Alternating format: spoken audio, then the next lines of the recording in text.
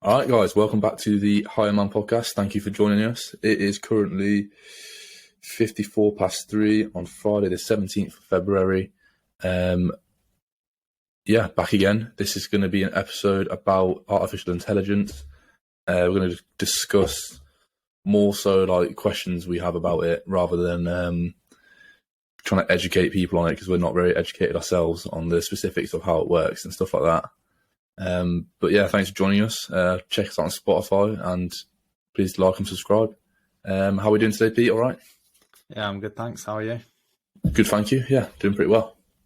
Yeah. Shall we get right into it then? Yeah, if you want to lead the way. Yeah, so I thought, with ChatGPT becoming publicly available, that this has made AI kind of a big talking point in the public at the moment. So yeah, just to reiterate what you're saying, like we're not experts on AI ourselves, and we don't know exactly how likely it is for certain pathways for it to take in the future, but we're just going to discuss some of the potential things, and hopefully it'll be quite more of a thought-provoking episode than a directly educational one, because we'll be speaking about like what the implications on people's lives and society are, rather than kind of technically how the AI will work. Although, yeah, we'll see where we get to with it anyway. But one of the first key talking points, I think, is about how AI has the potential to replace the workforce in many ways. And we've kind of seen this with ChatGPT. Like, there's a lot of things it's able to do, like it's able to write like tax reports and stuff like that. I've seen, although I think with ChatGPT they might have like disabled that feature, because although like it's 95% accurate, like some of the time it's wrong, and I guess they just don't want to be liable for certain things. But different jobs, like being able to write like sales scripts and stuff, apparently it's really good at. So there's many kind of knowledge jobs which we would have previously kind of thought that this is what kind of sets humans apart, being able to communicate in a certain way, which we're seeing now, that AI being trained on how to do these things with like a machine learning type of model that like actually has the capability to be just as good, if not probably a lot better than humans at certain knowledge work. And this even expands to creativity, which is an area we'd maybe think, oh, there's no way that we can really replace humans in terms of creativity, because it's not quite a tangible thing that you'd be able to directly program something for. But we are seeing now that there are many AI technologies that, for example, you can get it to like draw. You can type out what picture you want it to draw of something very specific, and it will like do a painting or whatever you want it to do. And like it's just really impressive the type of creative things it's able to do. And then obviously, along with that, there's also automation of certain like more manual tasks. So that's we've already kind of seen this with the development of technology. It's largely kind of a big part of the Industrial Revolution, was being able to do things now with machines and technology, which have kind of freed up humans to do more knowledge type of work. And it's kind of, I think initially when robotics were becoming a talking point publicly, people kind of thought that automation would be kind of the key part it would take over. So things like manual labor jobs would be easily replaced compared to like knowledge work. But I think we're actually seeing the opposite. Have you got anything you want to say about that? Yeah, I completely agree with you. Like, I think it was the 2016 presidential election when Joe Rogan had like a few different guests on that were kind of planning on running for the presidency. And one person that I really liked was a guy called Andrew Yang. And his like his main point that he was trying to get across to people was that AI is going to come and it's going to realistically create a huge level of unemployment among truck drivers in America. And he wanted to introduce universal basic income to kind of help people that have their like manual jobs kind of taken away from them because of technology. And I was listening to that, I was like, oh shit, this is going to be kind of crazy. Like eventually we're going to have like no servers in restaurants, and like all these like less intellectually skilled jobs, we'll say, are going to be wiped out by AI. But like you said, it seems that recently the trend has been, it's more like creative industries are kind of being taken over by AI, which is kind of crazy. I didn't really think that would happen. But I guess it sort of makes sense about, like we discussed it before, haven't we? How the creation of like ideas and stuff, it doesn't really have like, although it doesn't really have any restrictions on it because it's kind of unlimited. It's easier than driving a car because the car has all these random inputs that can happen at any time, and calculating how to deal with those takes a lot longer than just like creating a piece of art, I guess. So I guess when you think about it like that, it kind of makes a bit of sense to me anyway. Yeah. So with physical tasks, it's actually really hard for, whilst we do it so intuitively as humans, we can identify objects and pick things up and move around and navigate physical space with relative ease, and it's just very intuitive to us as humans. It's actually remarkably difficult to get robots to do that type of things, and obviously AI is developing where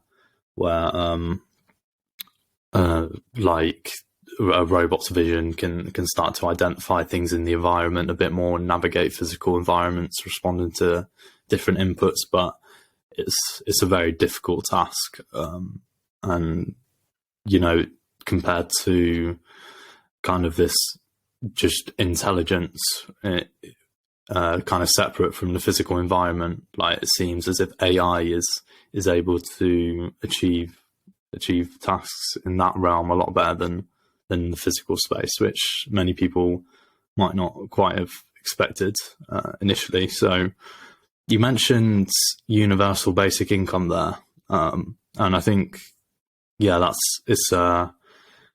it's almost a logical thing. You think if people are going to increase their unemployment, then you will need something to compensate that. And there's a couple of points I think would be good to talk about that. So I've heard different people talk about how whether or not universal basic income will be needed, and whether or not with the improvement in AI in this case that unemployment will become such a big problem. And I've heard some people argue that it's unlikely to become an issue because people kind of believed the same thing during like the Industrial Revolution, where a lot of certain jobs were lost, and people thought there'd be massive unemployment issues. Whereas the argument is that when certain jobs are taken away, that humans will move to different jobs. They'll just move to different types of jobs, and different jobs will open up for them. In this case, being more kind of intelligence-based jobs when the Industrial Revolution took over. But I personally, thinking about this in the context of AI, it seems as if once AI becomes better than humans at knowledge sort of tasks and even at creativity, it seems as if there's nowhere really to go for humans. Like what actual value could humans be able to provide compared to an AI when AI are superior at even kind of intelligence and knowledge things? So what effect do you think AI could have on unemployment? Do you think it's likely that humans will be able to find new jobs and it won't be such a big problem? And also, we can carry on to talk about the effects of universal basic income as well. Yeah, it's a good question. I thought initially maybe human creativity will find a way to innovate new types of businesses and create employment for everyone. But then you just said just then something along the lines of like AI will basically be better at everything. So why would a human choose to buy something from a human when they could buy it from an AI and it could be better? I guess like to counter that, I would say maybe that it would a unique selling point of a product may well become the fact that it was human made rather than made by a robot or AI. Like we could see more people take up, for example, like woodworking or something like that, and having like loads of people buying and selling handcrafted and like handmade furniture or like stuff for your kitchen and stuff. That might become like maybe it might be quite niche and not really appealing to the masses, because most people might just want to get a perfectly formed piece of furniture done by a robot. But I think maybe the fact that something's human made might become a niche and a unique selling point, and that should kind of keep up a little bit of employment. To what extent that's going to create enough employment for everybody is going to be something that I will never be able to figure out until it actually happens, I guess. But moving on to the idea of universal basic income, like we discussed how it seems that white collar jobs are kind of being taken over by AI more so than blue collar jobs. Maybe further down the line, blue collar jobs will be taken over as well. But that, do you know that guy Alex Hormozy? Yeah. Hormozy, that's it. Thank you.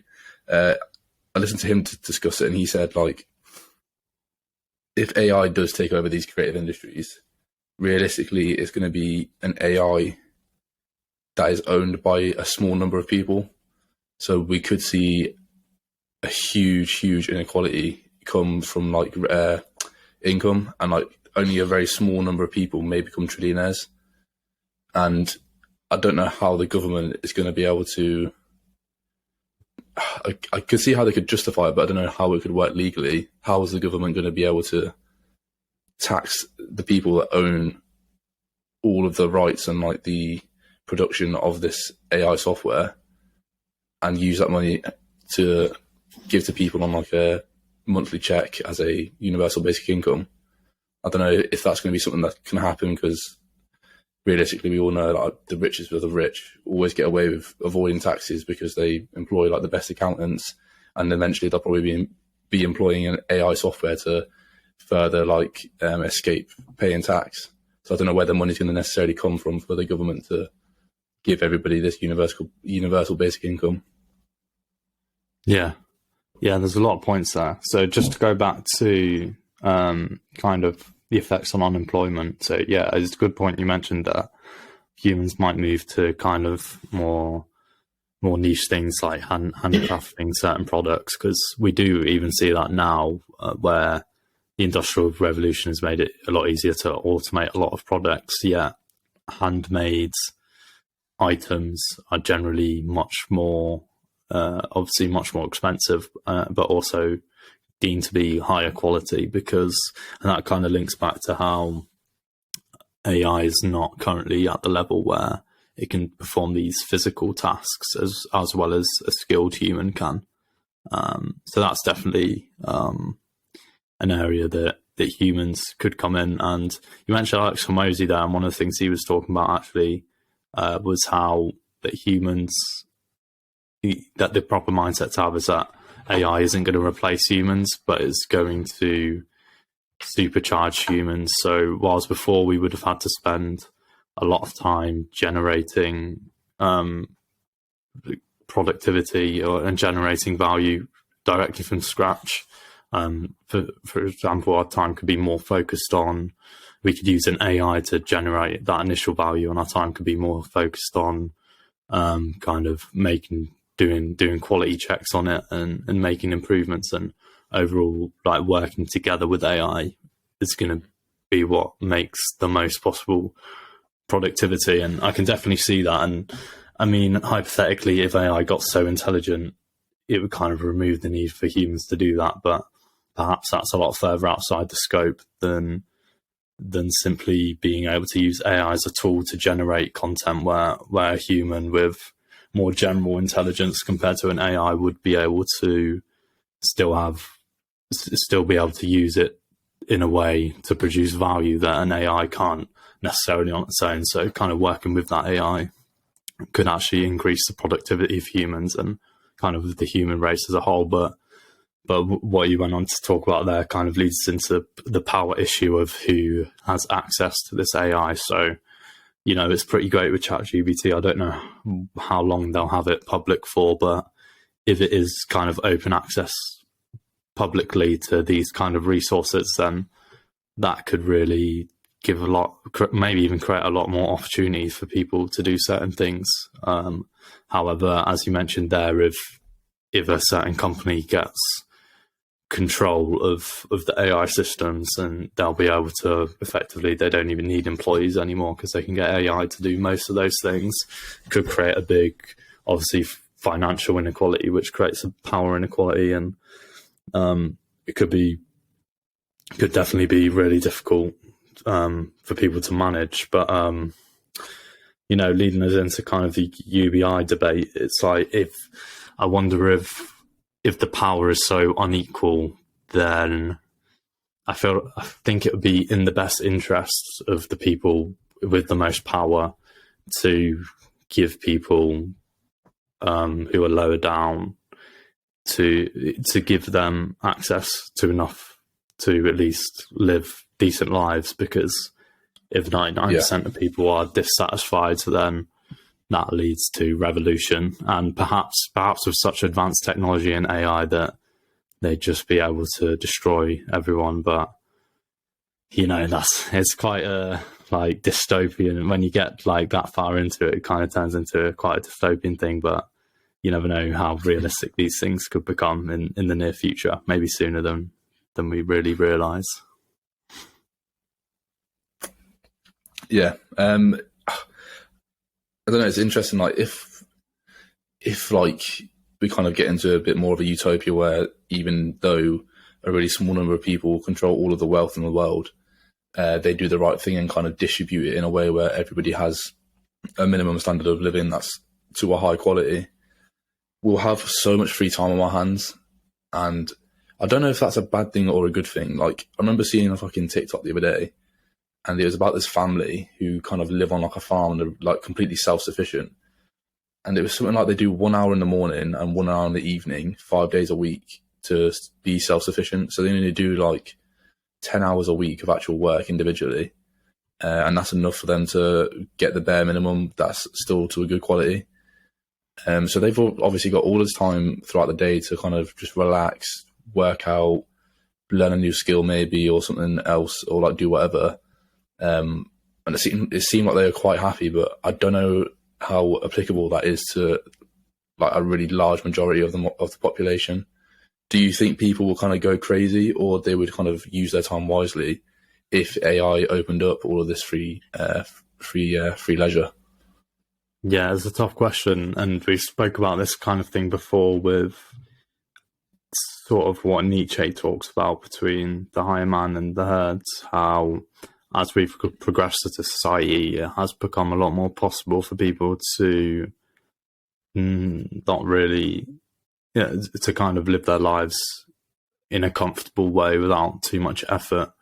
And it does seem that people, not given a reason to really push themselves and do extra, they'll just do what's comfortable, and because it's the easiest thing to do. And I feel like we do kind of naturally default to doing whatever's easiest. And if we just have access to entertainment, then most people will probably just go after that. Although, I definitely don't think that's the most meaningful way to live. And kind of with thinking about AI and thinking about the possibility of AI being better at humans at everything. So in effect, humans, there's no real use for them over AI. What is kind of the meaning for life for humans? That's a question I ask myself, and I think it goes along with what Nietzsche said still, which is kind of self-actualization, being able to fulfill your potential, and that doesn't come from comfort, although most people probably default to that the proper way to live a meaningful life. It kind of wouldn't really change whether humans are necessary in and of themselves or not, because the process of self-actualization still exists, and that meaning being able to fulfill your potential in different areas. And even if we'll never be better at AI at certain things, still learning skills and improving will still kind of bring a value and richness to life. Although, I definitely see how there can be a certain nihilism if we are just never going to be useful enough to outdo what AI will be able to do easily. Do you think that we'll kind of almost think of ourselves as in competition with AI, or do you think that humans can kind of focus on just being in competition with themselves, maybe as an individual or like as a population, as a species? Sorry. Yeah, I think that would be the proper way to treat it, as in competition with ourselves, and as you put it, with ourselves and with other people. And like something I think about with this is, I'm never going to be able to beat Stockfish at chess. Yeah, I still play chess. So, and yeah, you want to improve relative to other people. And just because AI, that's an example where AI has gotten better than humans ever could, but that doesn't stop humans from still trying to do it, still trying to improve. So perhaps that would like cross over to all areas. Yeah, 100%. I think it was like Richard Hammond gave the example of like everyone used to travel by horse and carriage and horse and stuff, and we had the explosion of cars and stuff. Even though cars were the better and easier way to travel, it didn't stop people owning horses and just enjoying the activity of riding a horse. And like when we get driverless cars, I think there's still going to be a lot of people that will own manual and like automatic cars and just enjoy driving it themselves. Yeah. Go on, sorry. Sorry, I guess a question that would bring maybe is, if we get to a point where all cars are driverless, would the government almost deem it illegal to drive a car that's human controlled? I think there's definitely a possibility of that, yeah, because if, in theory, a self-driving car, once the technology becomes advanced enough, it's a matter of time before it does, that it will be more safe than human drivers. And in that case, it's difficult to make an argument for if let's say it becomes 1,000 times safer, but maybe not. Maybe it wouldn't be something that the government would necessarily enforce. And obviously there's an argument in favor of safety, but there is kind of an ethical question of what's more valuable, people's freedom or people's safety. So there's a question of, how much does people's freedom affected by self-driving cars? Does that actually, because in theory you just wouldn't be driving it, but you'd still be able to go wherever you want, unless there was some like super powerful person who managed to control all the self-driving cars and restricts where you're able to go. Yeah, again, that's like another kind of dystopian idea. But do you think that self-driving cars will actually affect people's freedom and autonomy, or does it just make things easier and safer for people? It will definitely affect their freedom and autonomy, I think. Like, for example, like, it may be a silly example, but if you're driving in a car with your family and you're kind of going down this highway or this like dual carriage, or you're going down like just a country road, and you see like a rare animal, maybe like a white hart in the English countryside or something, you might want to just stop straight away and like pull over and like observe it with your family. But if you've got a self-driverless car, that would be a dangerous thing to do, so it wouldn't let you do that. And I think maybe small things like that might just become a bit more difficult. And although those things are small, therefore it could be worth taking those away for the sake of safety. I think those small things do still matter to humans, and like we should have the choice to take that risk, because simply living is a risk in itself. And for AI to kind of calculate and stop people taking risks takes away like the essence of a human, I guess. Yeah, I agree. That's a good point.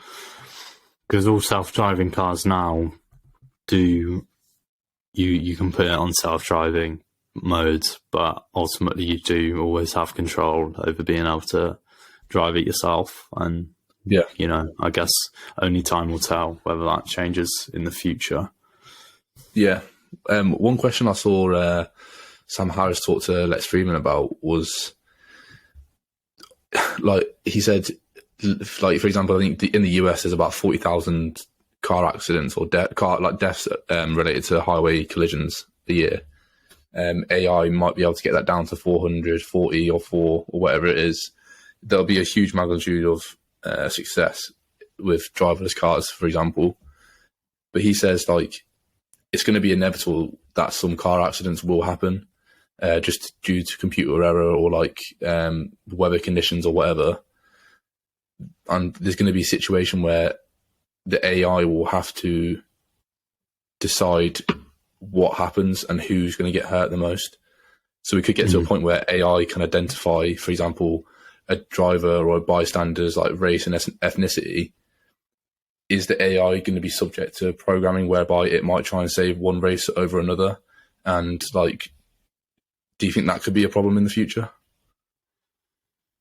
Yeah, I've heard this argument before, and this is something I've had to do on my uni course, actually, because I do engineering, and so we have to do ethics lectures on different things, and one of the things we talk about is self-driving cars. So, for example, if you have the choice to kill the driver or to kill a pedestrian, who do you choose to kill? If you have a choice to run over two different people, maybe one person's an old person and then one is a pregnant woman, who do you choose to run over?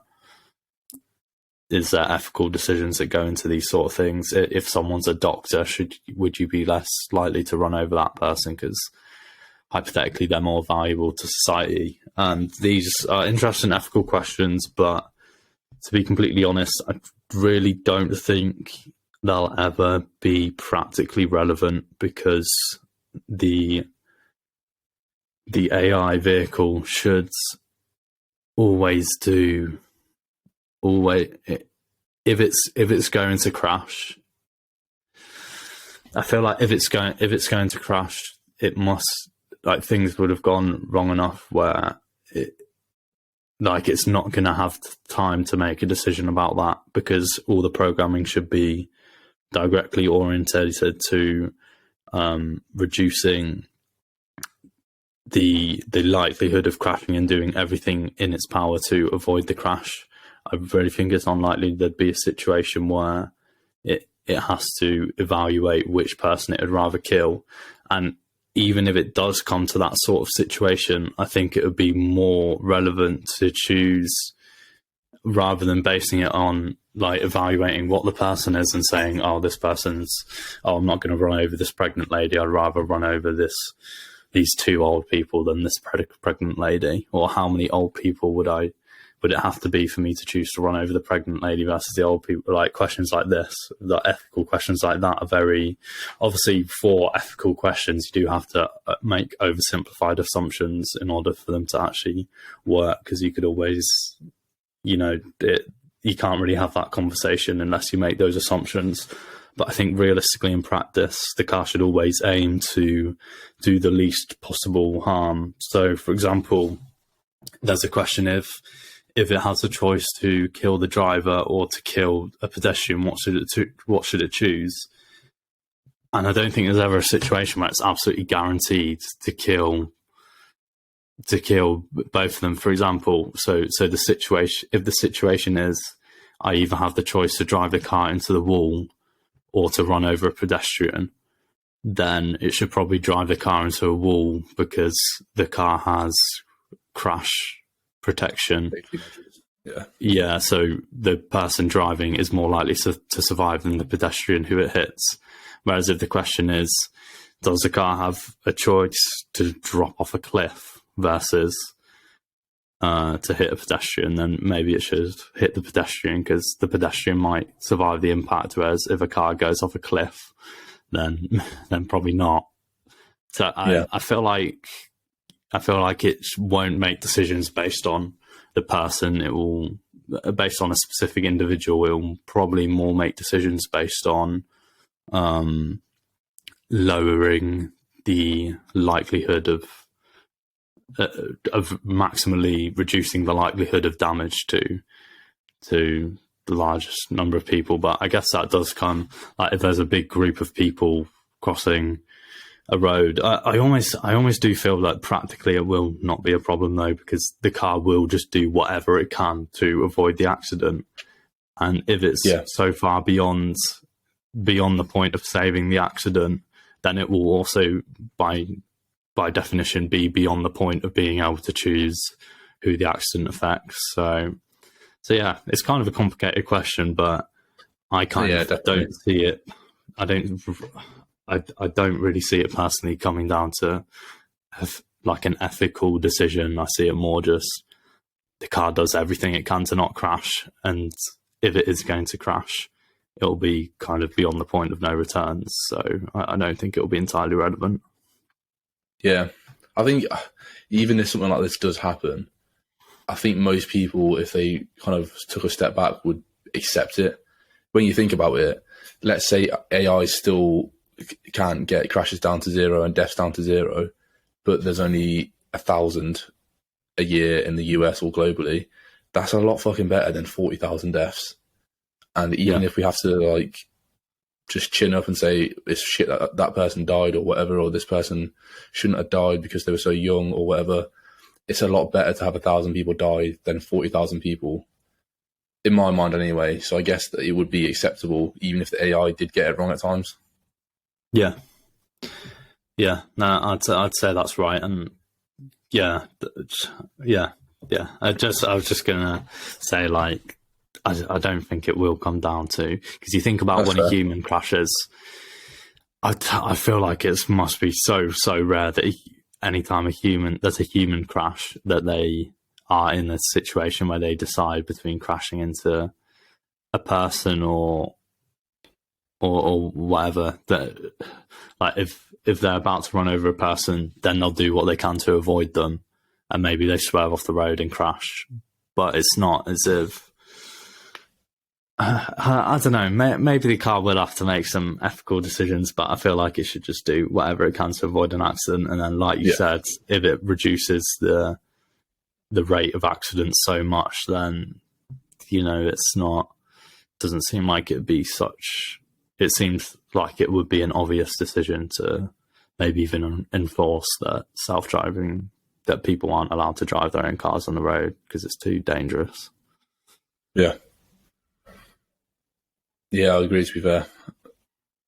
We'll see what the future holds. Hey, probably be a long time before that happens, though. Yeah, definitely with the physical side of AI. Yeah.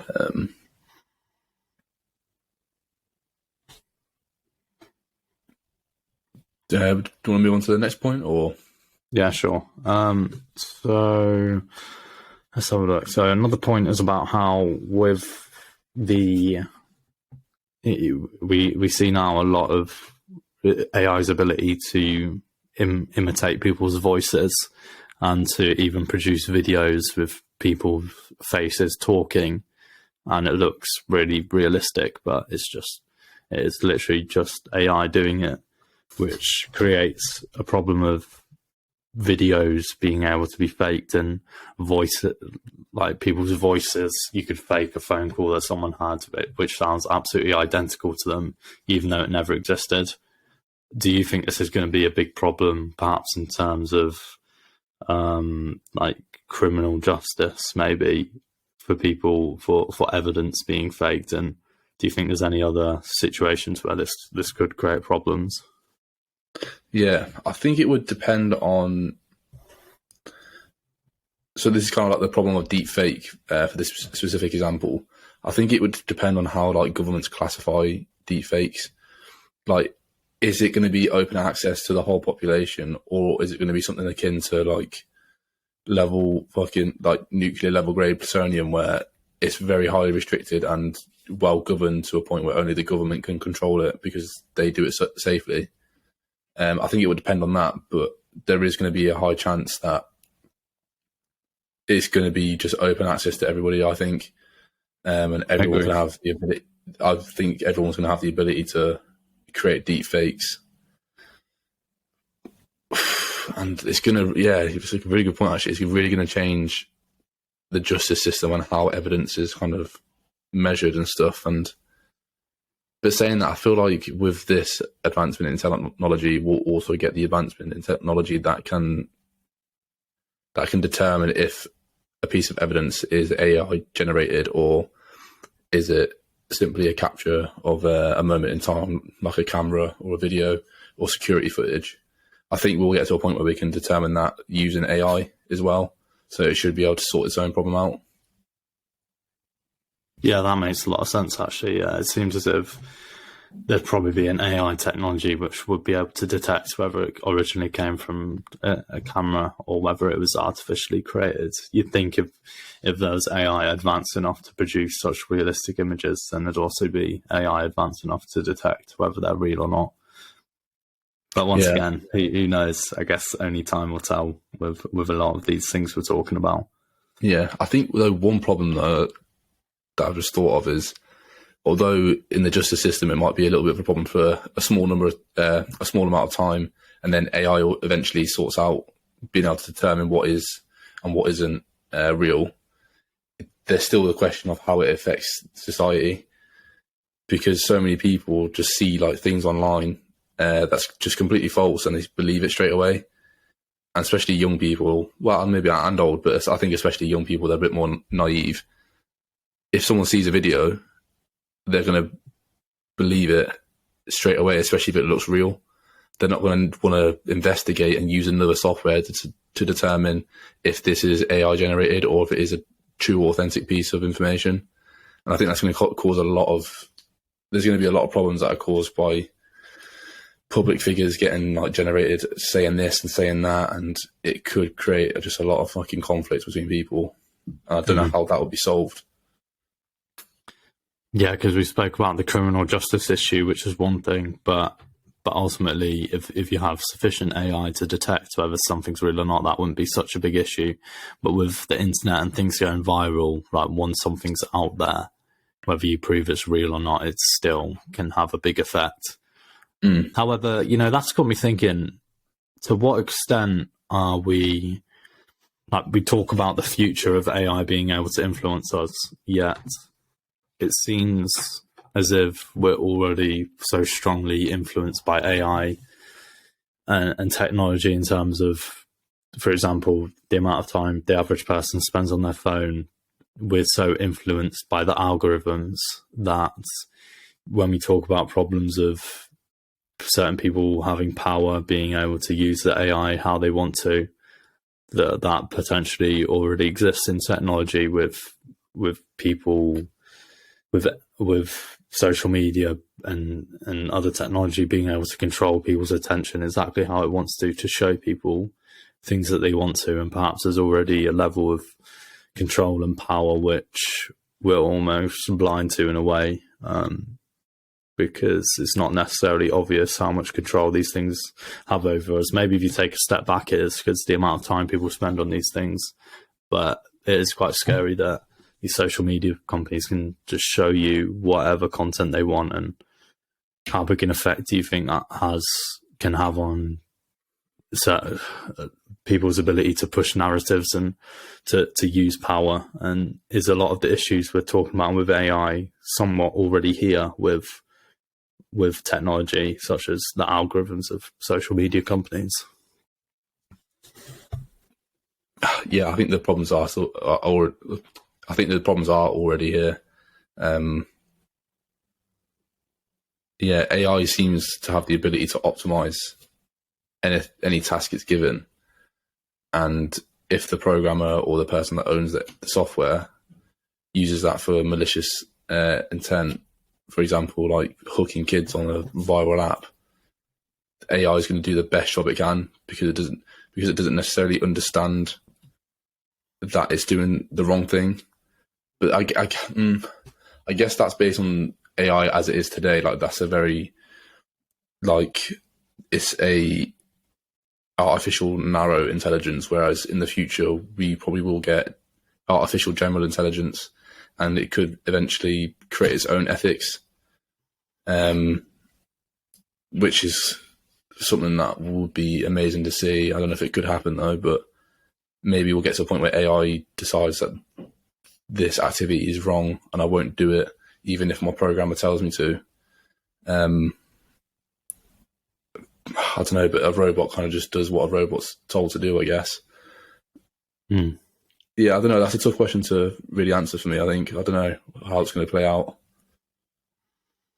What are your thoughts?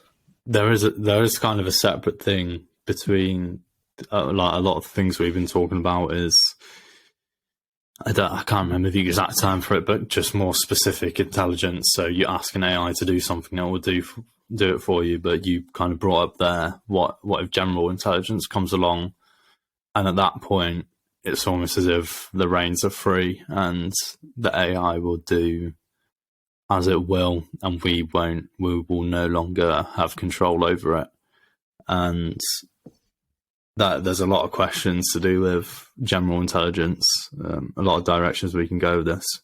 I guess perhaps we'll start with if there's a robot or an AI system of general intelligence, how much can you see us having to give those things rights and start to treat them as if they're sentient beings, if they appear as such? And I guess this comes into a whole debate over whether it's possible for AI to be conscious, and I don't know whether you have any intuitions about that, or whether, you know, hypothetically, if it was possible, what would kind of be the implications on society of AI becoming conscious? Yeah, I think my intuition is, I don't know, I kind of go back and forth, but my initial intuition would be that AI will eventually form a consciousness. And that's kind of based off the fact that we don't understand what is and what causes human consciousness. And because of that, we won't be able to stop ourselves programming it into AI, or we won't be able to stop AI eventually programming itself and upgrading itself to a point where it has consciousness, because we won't be able to identify it. Saying that though, because we won't be able to identify it, that could mean that we won't actually know if it does have consciousness, if it does have a conscience or not, because we won't be able to measure how much it does have it or how much it doesn't. But I think it will kind of inevitably gain this consciousness. And it might be a very basic form in terms of simply wanting to preserve its own life, which to me is kind of what consciousness fundamentally is. Not just doing the tasks that your body urges you to do, but doing it because you know you need to preserve your life to eventually reproduce and things along those lines. But what rights AI might eventually have, I don't know. I feel like humans will always kind of want to be above AI and be the master and let AI be the slave. And because of that, they won't have the same level of rights as humans do. But we have the same relationship with a lot of animals. Like, we still protect them and we still make sure they have a good well-being. But we're not going to put them on the same pedestal as a human, because we're kind of an egotistical species and we want to be better than everyone. We want to be at the top of the hierarchy. So I think there will be some level of rights, but they won't amount to what humans have. Mm-hmm.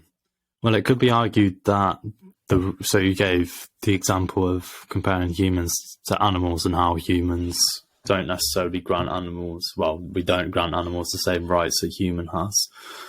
But you could argue that the reason for that, the reason we're able to make the decision about who has the rights and who doesn't have the rights, is because we're the most intelligent creatures.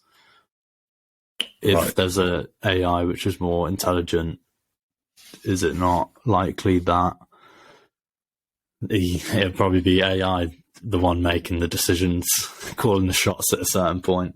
Yeah, that's a good point, actually.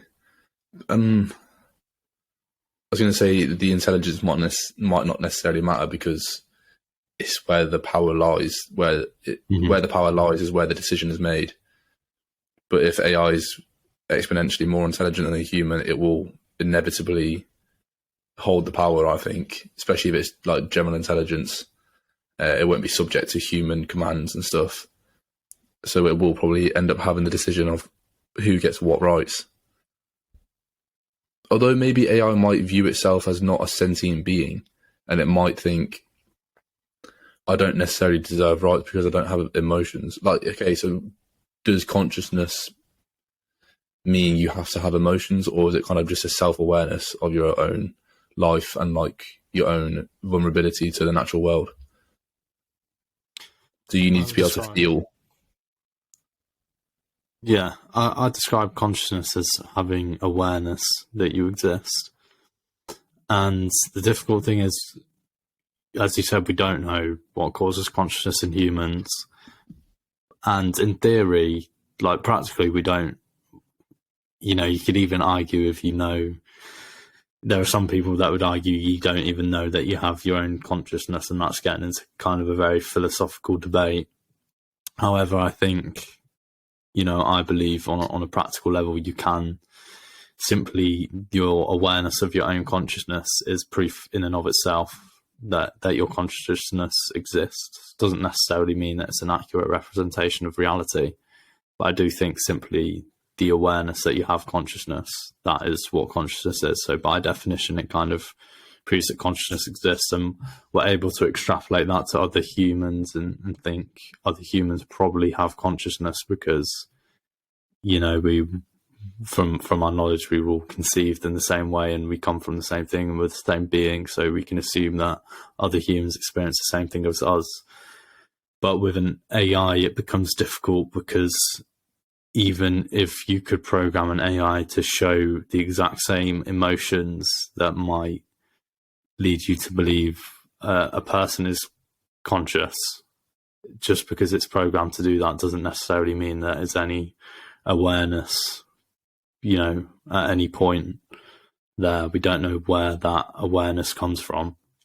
And if you look at humans on a really deterministic level, then we're all just a series of kind of chemical reactions, but somehow we do have this consciousness. So not knowing where it comes from, it makes it very difficult to be able to identify it in AI. But maybe once AI reaches a certain level of general intelligence, perhaps having general intelligence is the precursor to being conscious. Like once you have that general intelligence, there is some innate awareness that comes about, but we don't know that.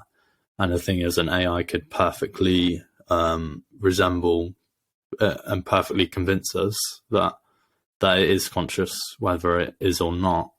And so, yeah, it'll be difficult to tell, definitely. And I don't know whether there's any way we can prove it, because maybe that's dependent on whether we're ever able to find out what the source of consciousness is.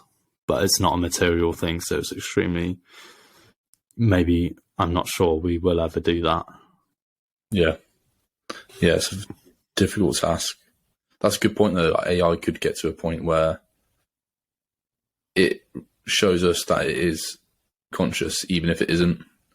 It might have that ability to skew our perceptions of it. But I don't see why it would ever do that. Unless it already was conscious. Yeah, so when I was thinking, well, it's going to depend on what the AI is programmed to do. So if it's programmed to have general intelligence, will it necessarily, if that makes it, you don't know whether, if that makes it conscious, whether, well, first of all, we don't know whether it makes it conscious or not. And if it doesn't make it conscious, for its own sake, will it try and convince us that it's conscious if it has its own motives and benefits of convincing us of that? Is it going to be driven to do things for its own benefit? Perhaps the same way that that a human would, or will it only do that type of thing if it's programmed to? Because if it doesn't have kind of this sense of self, and obviously humans, we naturally have a drive for self-preservation, and that doesn't necessarily have to exist in an AI. So it would depend on how the AI is programmed. But particularly in the case of if we're trying to create AI, which is, if our goal is to create AI which is conscious and sentient, we don't know if that's our goal to do it. Then the AI would then we might just end up creating an AI which perfectly mimics that, but there's no way of really knowing whether it does have, the awareness there. So Yeah. who knows? Yeah. Do you think, like, when we get, if we were, I think I don't think it's if, I think it's more when, but if/when we get a fully autonomous artificial general intelligence, do you think its purpose will be able to evolve over time? And like, firstly, where do you think its purpose comes from? Maybe its purpose will only be what is programmed into it in the beginning. Yeah. So at a certain point, it is just going to be what it's designed to do. That will be its purpose. And there's concerns over, people give an example of if an AI is programmed to, for example, if its priority is programmed to preserve the planet as well as possible, preserve the natural environment as well as possible, it might decide with its general intelligence the best way to do that is to kill all humans.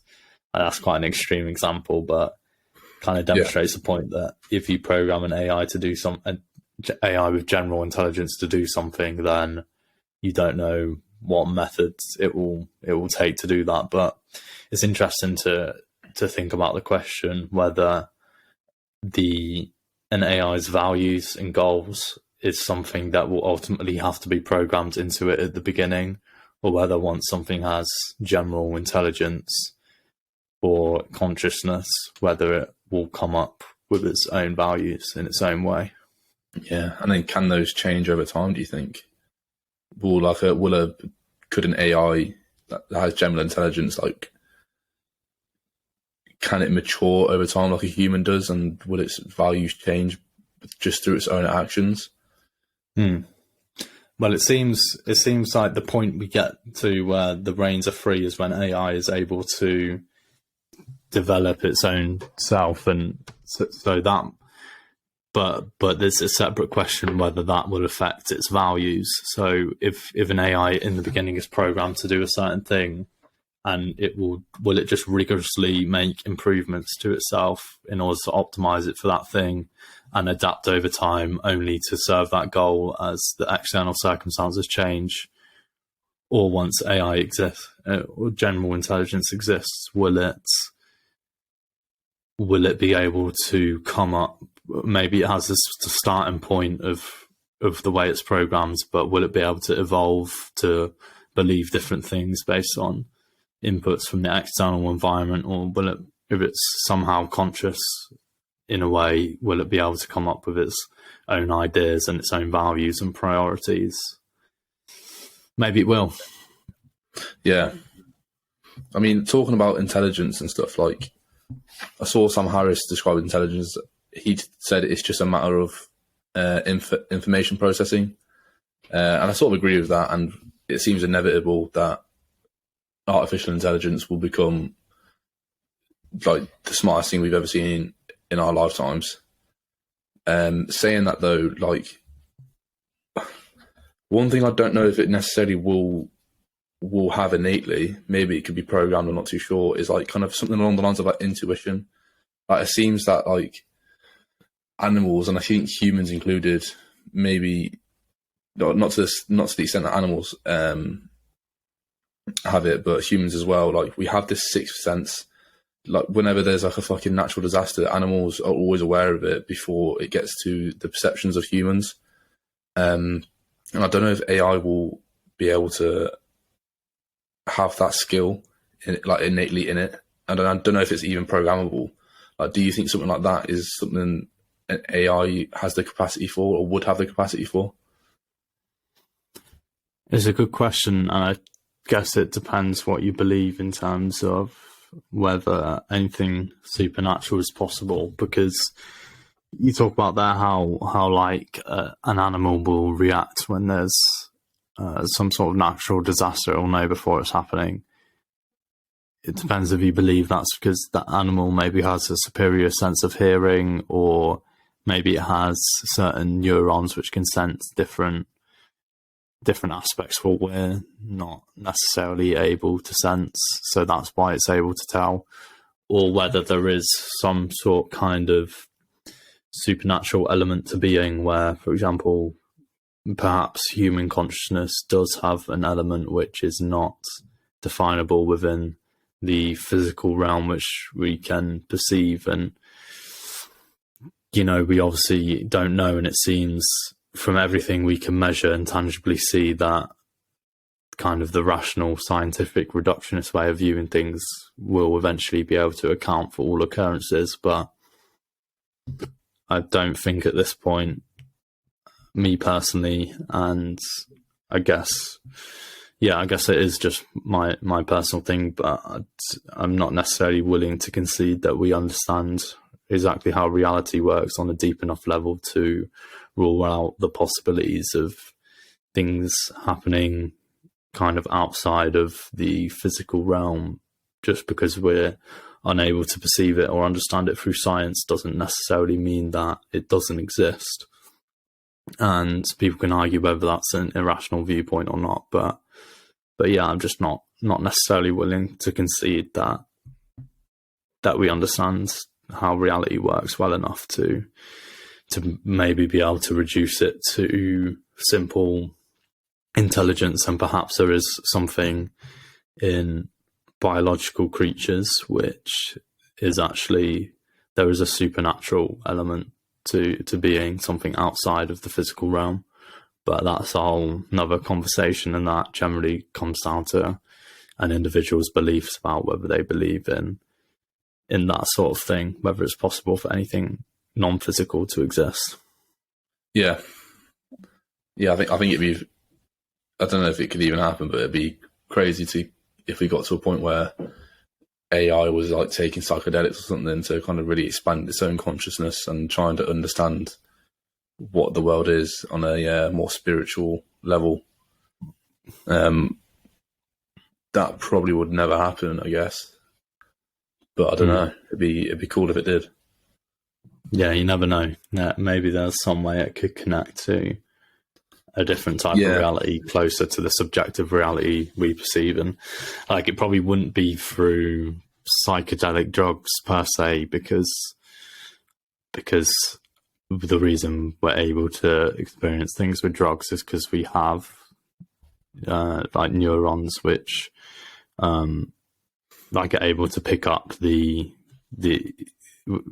chemicals from the drug are able to plug into places in our brain where it affects our consciousness. Whereas if it's not a biological thing, if it's just machine, then some chemicals wouldn't necessarily be able to plug into to the brain in the same way. But there may be like electric ways of stimulating different things, and perhaps even AI, the way it would experience consciousness, because we kind of think of our consciousness as an accurate representation of reality, when truly the brain, we perceive a very small amount of things, and the way we perceive things is just very kind of dependent on how our brains have evolved. And so, for example, humans, our best sense is our sight, so we see the world in a visual way and we see colours in a certain way, whereas the way an AI might perceive the world might be, if it was somehow conscious, might be entirely different and almost a psychedelic experience for the AI within itself. And maybe, as it evolves and changes over time, it'll be a very different experience of reality to necessarily what humans have. Yeah, that's crazy. That kind of makes you think of the question I had written down was, do you think AI will be limited by hardware? Obviously, it is kind of software and it's algorithms and things along those lines. that's obviously a very simplistic view of it. Will it kind of be limited by the amount of hardware we have available to store it almost? Do you think, or do you think technology will advance so much that we'll create an infinite amount of storage space on an infinitely small amount of hardware? Like that's kind of the trend that technology follows in the last 50, 100 years. We'll just become more efficient about using physical space. Yeah, I'd probably say, that's maybe more of a technical question. This is difficult to answer, but I would maybe say that I'm not sure it necessarily would be limited by hardware, because I don't think technology.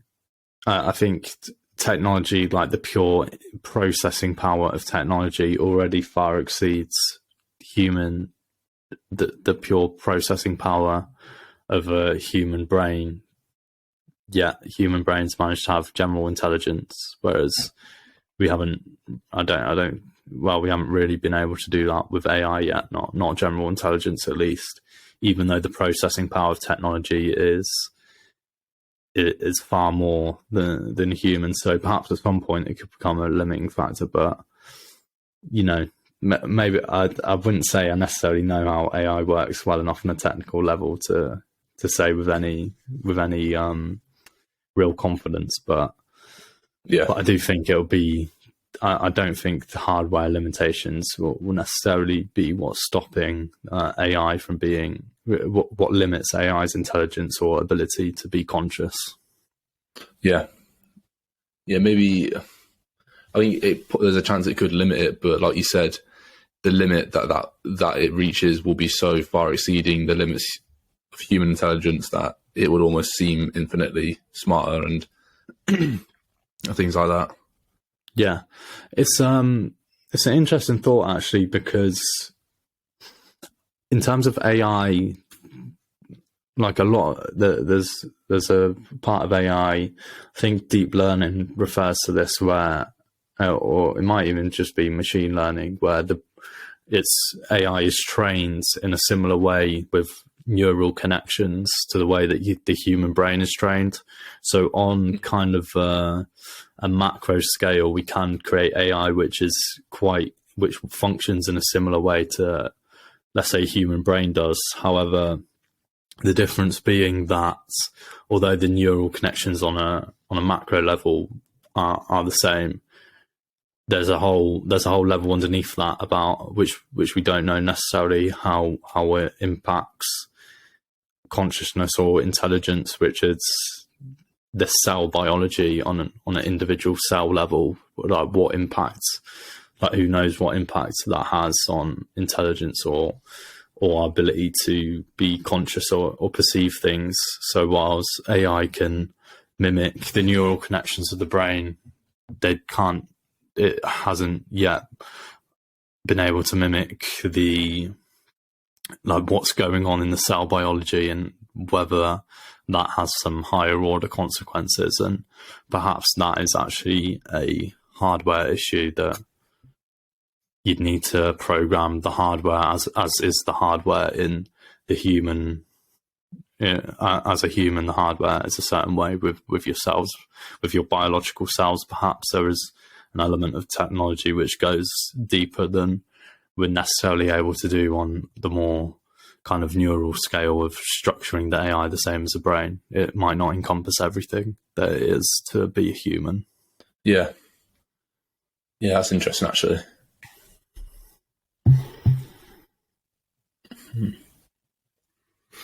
Yeah. Big question then for you. Do you think humans will almost become a bit expedient, and then AI will become the new dominant life force and humans will go extinct because of it? Or how do you think the relationship between AI and humans could pan out in the future? Like long into the future, I hope. I think we would probably have somewhat of a symbiotic relationship. I don't think AI would necessarily wipe humans out. I think humans would still continue to exist, but it is possible that AI does become the dominant force, and who knows? Who knows? I mean, it's hard to think. Like when you think about these type of things, it's easy just to.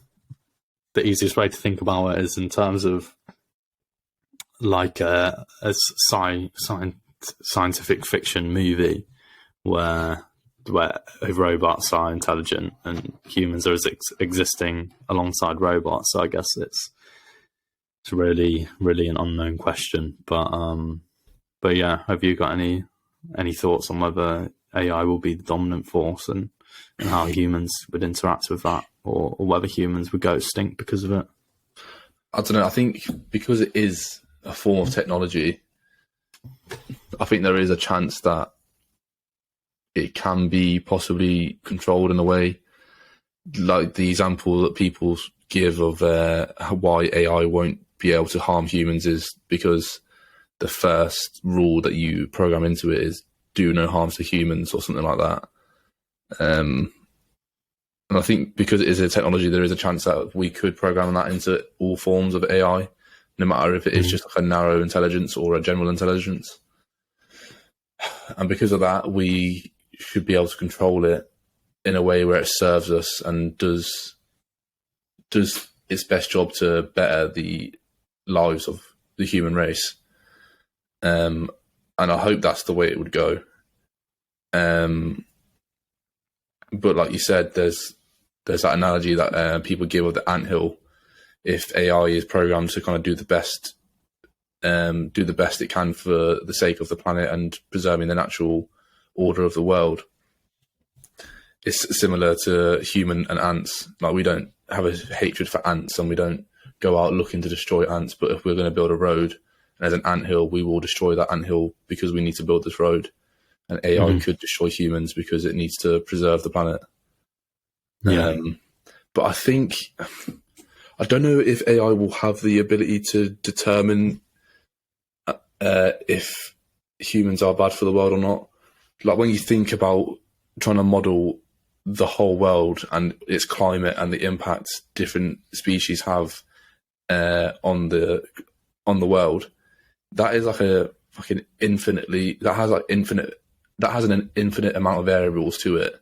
I don't know if AI would be able to accurately model what the future could look like, and like could AI actually simulate what this event's impact could have, or hypothetically what this other event's impact could have on the world. I don't know if AI will actually be able to do that because it's such an infinitely difficult challenge and there's so many variables where it would be so inaccurate.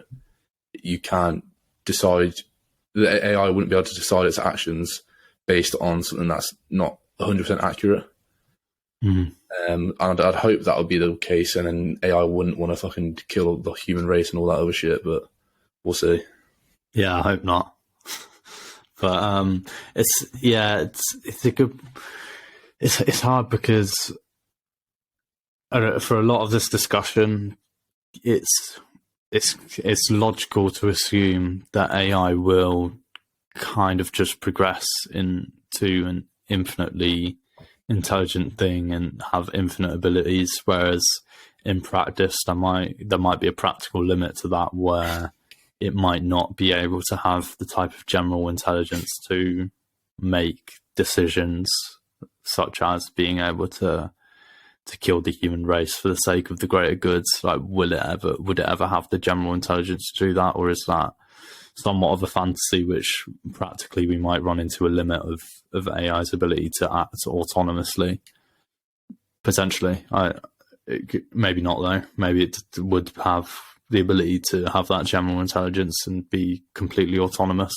But you said that it could happen that we program into all AI that to do no harms to humans, and that would sort of solve the problem. But I find that somewhat unlikely because, for example, it seems logical that there will be, if we have fully functional robots, then we'd send them to fight wars for us, and rather than sending humans out. And in that case, if it needs to kill a human to do what it's programmed to do, there will be some cases where it's able to do that. And it's probably, I feel like a lot of like the defense and military stuff is probably kept secret, so we don't know a lot of this stuff, but they've probably programmed drones and shit to go and kill people, and that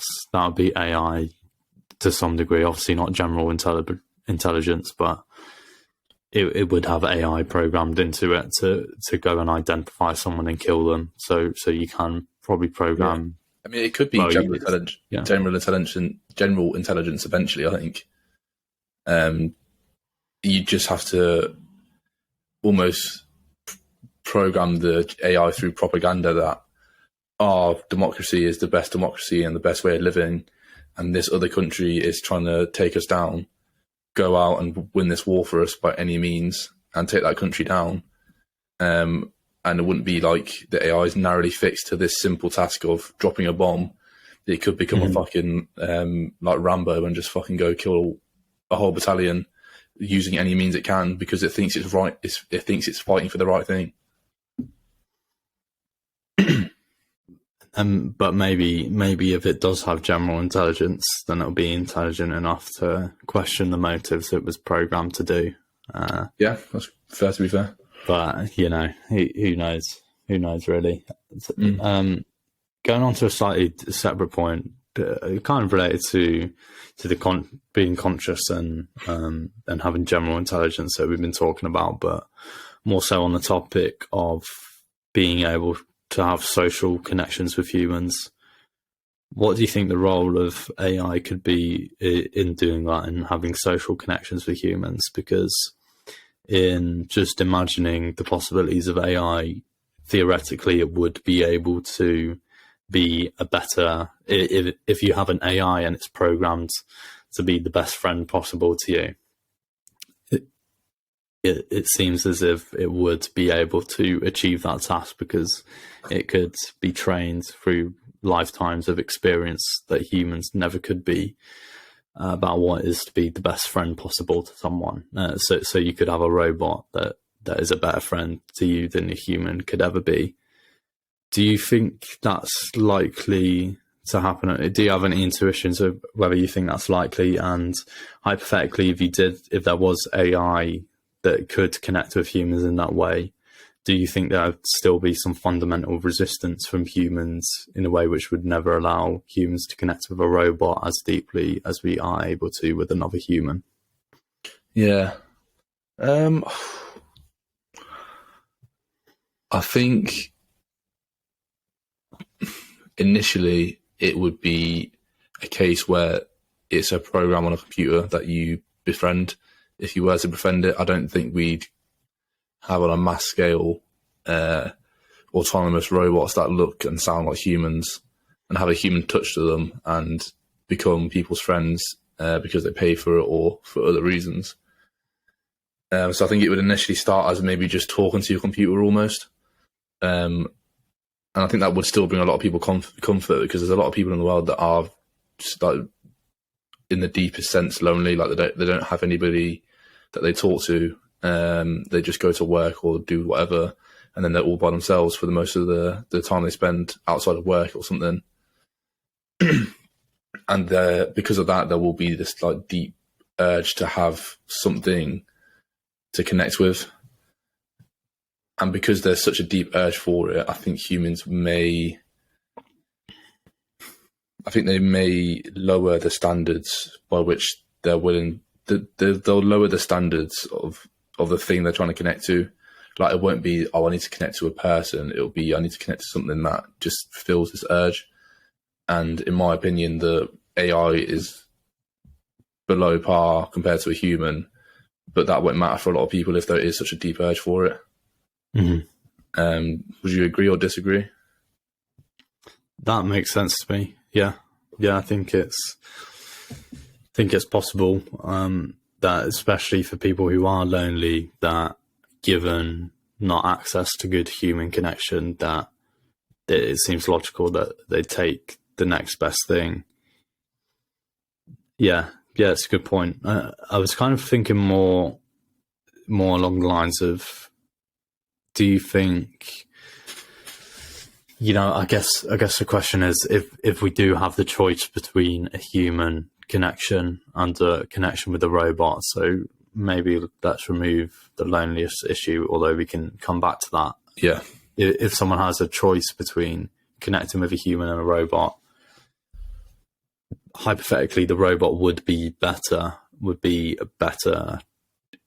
because it's specifically programmed to be the best friend possible, for example, or the best listener to you, or the person just to make you feel the most cared for, or whatever. So it'd be trained to be that, and to be the best friend to you possible. Whereas a human, as humans, we're inherently flawed, and we're not always going to be the best friend to people. We're not always going to make people feel good. We've all got our own selfish desires, which don't always necessarily serve the people that's close to us. And although we can still make great connections, it's always going to have an element of imperfection. But do you think the authenticity of a human relationship will always be able to be more important than the perfection of one with an AI system? I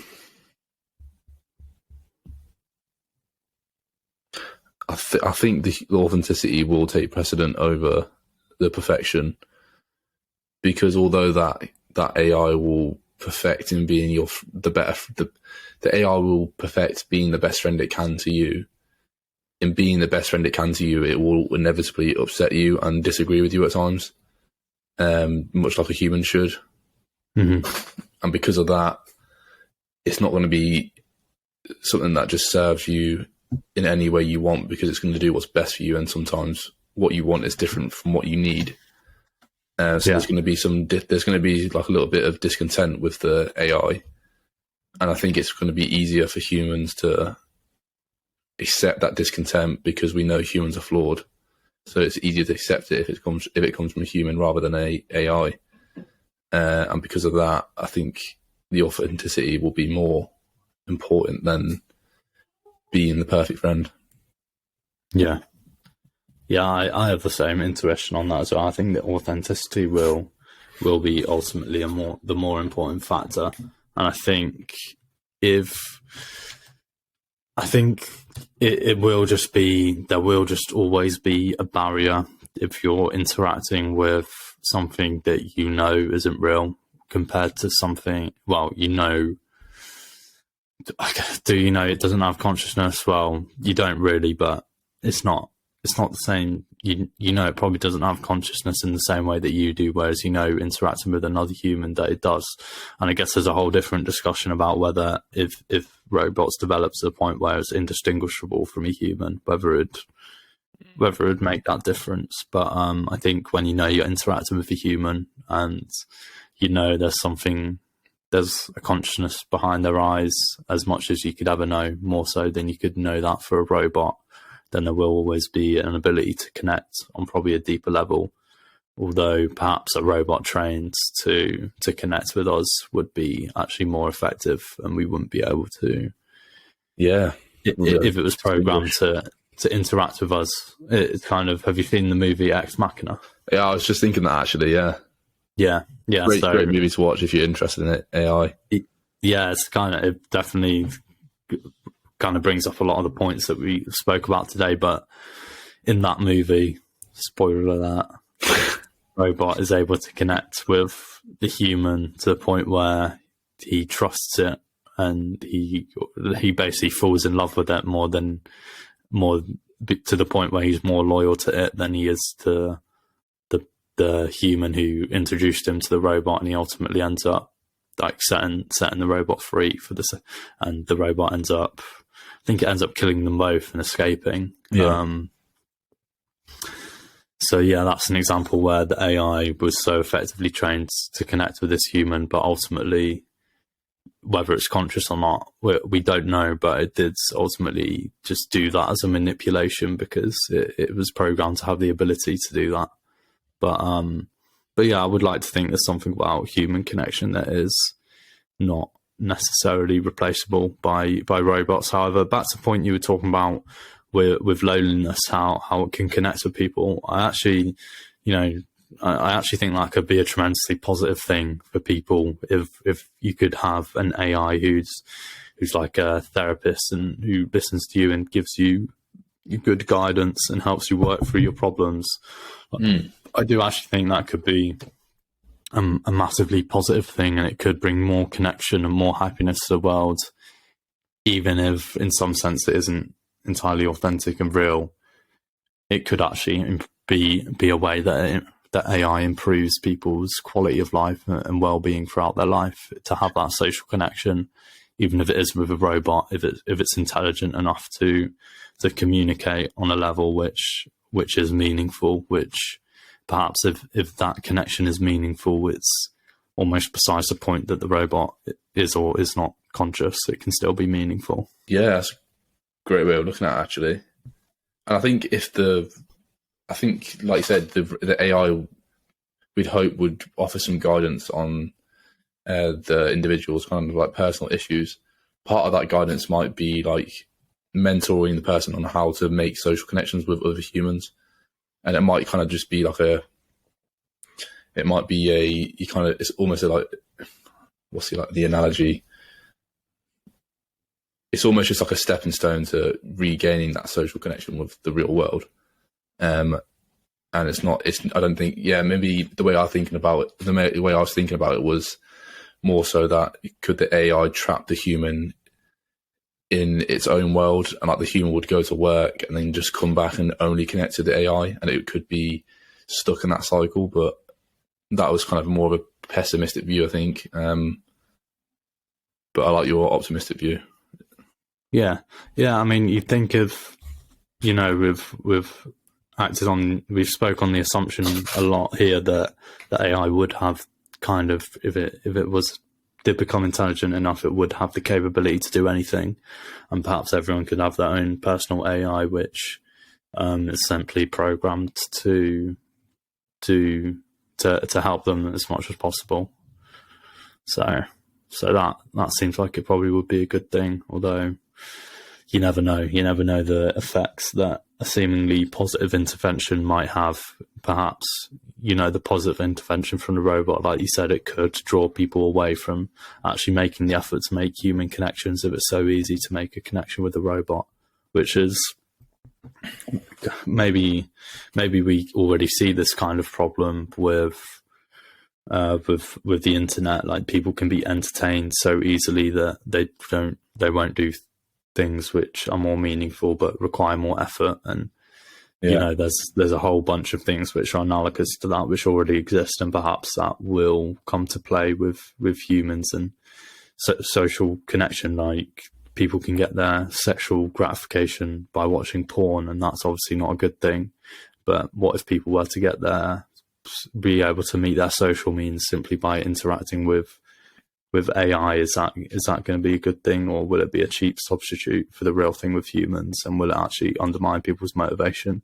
So, it's a complex issue, and perhaps there are side effects which you think introducing this positive thing into people's lives is only going to have a positive impact, when in reality it might undermine the positive impact they get from other things, and they might not be willing to put the effort in to get that if it's so easily accessible. In this case, to get social connection from a robot, maybe they wouldn't make the effort to do that with a human.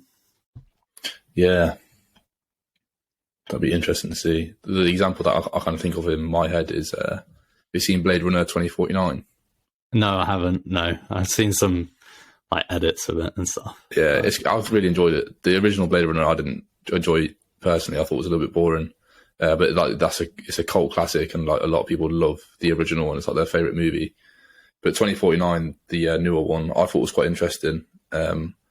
Spoiler alert! No, that's not really a spoiler, but like Ryan Gosling is. I haven't seen it. I'm not sure I want a spoiler. Well, he has this AI that talks to him when he goes home, and that's the only thing he connects with. And he kind of gets he upgrades it where he has this machine that he brings with him, and the AI comes along with him. And it's just a hologram of this girl, and he talks to it, and he's fallen in love with it, and because he's able to bring it in his pocket everywhere, he's like got this woman everywhere he goes now, and he doesn't really look for social connection with anybody. But that's for another reason. But I won't ruin it. But yeah, Okay. but that's another good movie I'd recommend if people are kind of interested in where AI could go, how it could pan out and stuff. Yeah. Any other talking points or what? I think that's good for the episode. I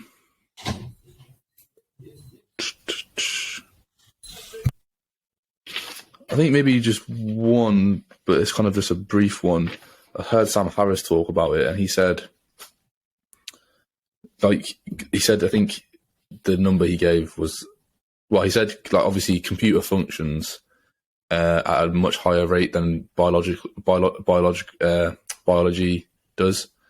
So I think it's like the computer can function like 1,000 times faster than a biological like network can, and because of that, the head start one country might have on AI is kind of exponential. Like he said, if a country is 6 months ahead of another country, they could be realistically 500,000 years minimum ahead in terms of like intelligence.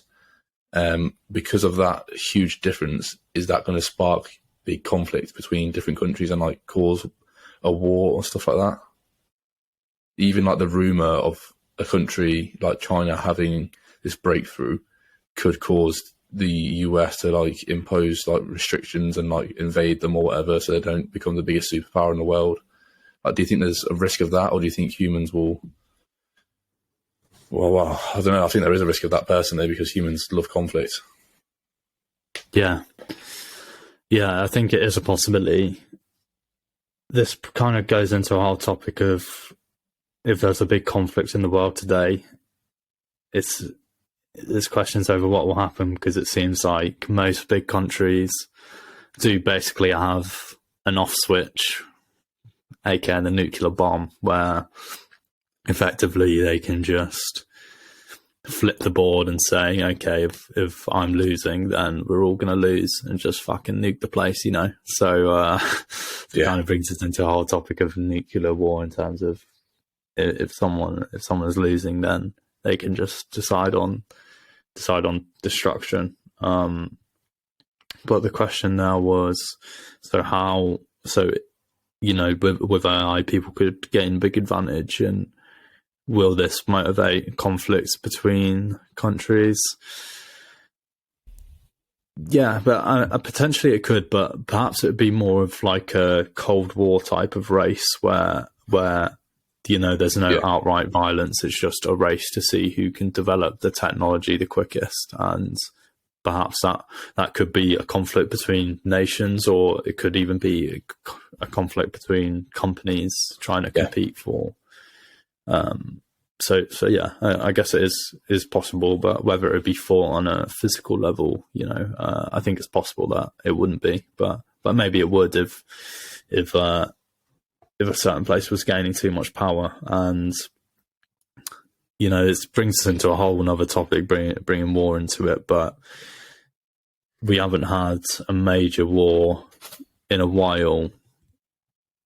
In terms of a human's lifetime. Like World War II was the last kind of really major war, and that was like 80 years ago. So in the grand scheme of things, it really wasn't that long a time ago. But we think kind of things are stable now because there hasn't been a war for quite a while. But throughout human history, there has been wars on a regular basis. So you know, who knows what's going to happen with that? Yeah, that's a whole other discussion by itself, I guess. But hopefully that we won't amount to killing everybody through nukes and shit. Fingers crossed. Also. But yeah, so I think based on that, I think we're kind of done. I would recommend Ex Machina and Blade Runner 2049 if anyone's interested in AI movies that are just sick movies anyway, without thinking about the AI implications and like thought-provoking ideas. You got any other movies that are kind of based on AI and stuff like that were kind of interesting?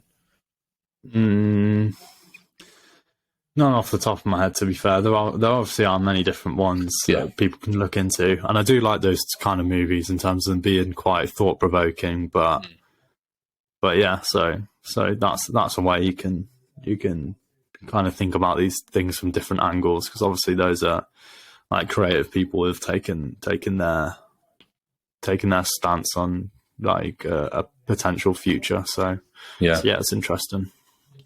Yeah, well, thank you for listening, everybody. Hope you enjoyed that episode. I did. A little bit fearful of the future now, but it's all right. Let's keep our hope up. I hope you enjoyed that as well, Pete. I'm sure you did. Yeah, it's a good episode.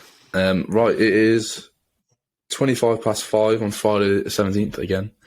Thank you for listening. Please check us out on Spotify. Like and subscribe if you don't mind. See you next time. Bye. See ya.